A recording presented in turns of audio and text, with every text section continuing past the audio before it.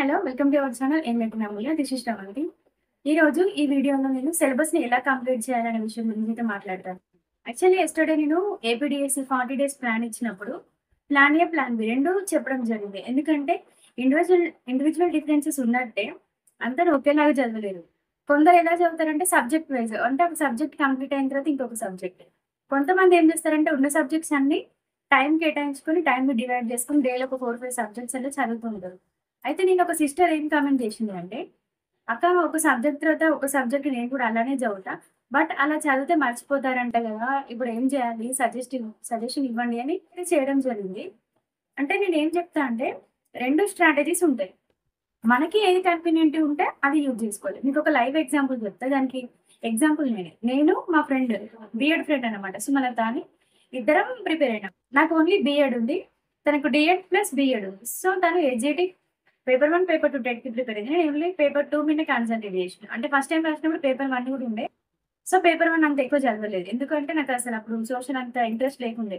Social వదిలేసి ఉన్న subjects అన్నీ చదువుకున్నా. తను సోషల్‌కి కూడా కొంచెం టైం నాతో పాటు దానికి ఎక్స్‌ట్రా టైం కేటాయించి చదివిందనమాట. నేనేమో ఒక సబ్జెక్ట్ తర్వాత ఒక సబ్జెక్ట్ రాసి స్టెప్స్ ప్రాక్టీస్ చేస్తే, తనేమో డైలీ ఒక 4, 5 సబ్జెక్ట్‌లు చదివేది. సో చదువుకుంటూ కంప్లీట్ చేసింది. లాస్ట్ ఫైనల్‌గా తను సక్సెస్ అయింది. నేను సక్సెస్ అయినా. అంటే నాకు స్కూల్ అసిస్టెంట్ అప్పుడు టెట్‌కి ఇద్దరం ఇట్లా కలిపి చదివినామనమాట. సో తనకేమో 109 వచ్చినాయి. నాకు 111 వచ్చినాయి. అట్లనే సేమ్ మళ్ళా డీఎస్సీ కూడా నాకు స్కూల్ అసిస్టెంట్ వచ్చింది. తనకి ఎస్‌జిటి వచ్చింది. ఇక్కడ నేను ఏం చెప్తున్నా అంటే, మనం సబ్జెక్ట్ తర్వాత సబ్జెక్ట్ చదివినా డైలీ కొన్ని సబ్జెక్ట్స్‌ని డివైడ్ చేసినా. కొందరు ఏం చేస్తారంటే ఒకటే సబ్జెక్ట్‌ని కంటిన్యూయస్‌గా చదవలేరు. సో అటువంటి వాళ్ళు 2, 3 సబ్జెక్ట్స్‌ని డివైడ్ చేసుకోవాలి.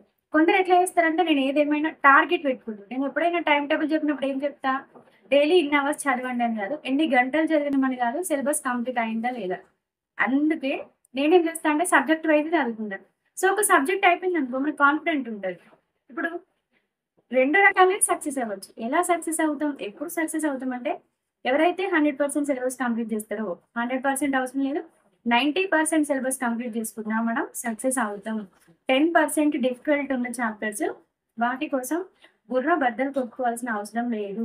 మనం ఇప్పటివరకు చాలా చాలా కాంపిటీటివ్ ఎగ్జామ్స్ చూసినాం. మీరు చూడండి హైయెస్ట్ మార్క్స్ ఎన్ని ఉంటున్నాయి? 70% ఉంటాయి అంతే. 70, 75 వస్తే టాప్ వస్తారు. 60 మార్క్స్ వచ్చిన వాళ్ళకి జాబ్ వస్తది. లాస్ట్ ఇంకా పోస్టులు ఎక్కువ ఉంటే 50% స్కోర్ చేసిన వాళ్ళకి కూడా రిజర్వేషన్ల ద్వారా జాబ్స్ వస్తాయి.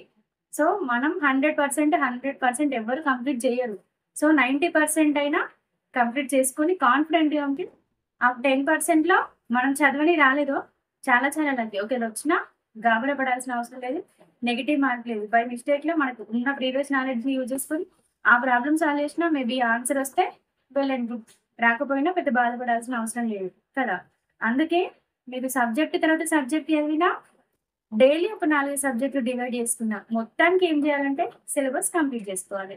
ఎందుకు ఫెయిల్ అయితారంటే, నేను ఫర్ ఎగ్జాంపుల్ సబ్జెక్ట్ వైస్ ఒక సబ్జెక్ట్ తర్వాత ఒక సబ్జెక్ట్ అని స్టార్ట్ చేసిన. కంటెంట్‌కి 15 డేస్‌లో నేను కంప్లీట్ చేసుకుంటాను కంటెంట్ స్టార్ట్ చేసిన. But due to some reasons నేను చేయలేకపోయినా. అంటే ఒక 20 డేస్ అయినా నా కంటెంట్ కంప్లీట్ కాలేదు. అంటే ఇంకొక 20 డేసే ఉన్నాయి. ఆ 20 డేస్‌లో 3 సబ్జెక్ట్స్ చదవాలి. సో ఇంకొక 20 డేస్‌లో ఓన్లీ 2 సబ్జెక్ట్స్. అంటే 3 సబ్జెక్ట్సే కంప్లీట్ చేసుకున్నా. ఇంకొక సబ్జెక్ట్ కంప్లీట్ చేసుకోవాలంటే నేను మొత్తం ప్రిపేర్ కాలేదు. అవునా? అట్లనే లేదు నేను డైలీ కొన్ని 4, 5 సబ్జెక్టులు డివైడ్ చేసుకుంటా. ఇప్పుడు ఉన్నటువంటి content, methodology, GK and current affairs, perspective ఎడ్యుకేషన్‌ని రోజు కొంచెం సేవ్ చదువుతాను. చదువుకుంటూ వచ్చేది. అన్నిట్లలో 50, 60% సిలబస్ కంప్లీట్ చేసిర్రు. ఇంకా 40% అన్ని సబ్జెక్ట్‌లో రిమైనింగ్ ఉంది. ఒకవేళ క్వెషన్స్ మీరు చదివిన 60% నుండి కాకుండా లాస్ట్ 40% నుండి వస్తే ఏం చేస్తారు? కదా! లేదు. నేనొక 2 సబ్జెక్ట్‌లో పర్ఫెక్ట్ చదివినా. ఇంకా 2 చదవలేదు. అప్పుడు నేనేం చేస్తా? సో, అటువంటి సందర్భంలో ఫెయిల్యూర్ అనేది వస్తుంది. కాబట్టి మీరు సబ్జెక్ట్ చదవాలన్నా లేదా డైలీ కొన్ని అవర్స్ 4 సబ్జెక్ట్స్‌కి కేటాయించుకున్నా ఏదేమైనా పర్వాలేదు. మీ కన్వీనియంట్ ప్రకారం చదవండి. వాళ్ళు అట్లా చదివితేనే సక్సెస్ అయ్యారు. వీళ్ళు ఇట్లా చదివితేనే సక్సెస్ అయ్యారు అనుకోద్దు. అట్లా సక్సెస్ అయిన వాళ్ళుంటారు. ఇట్లా సక్సెస్ అయిన వాళ్ళుంటారు.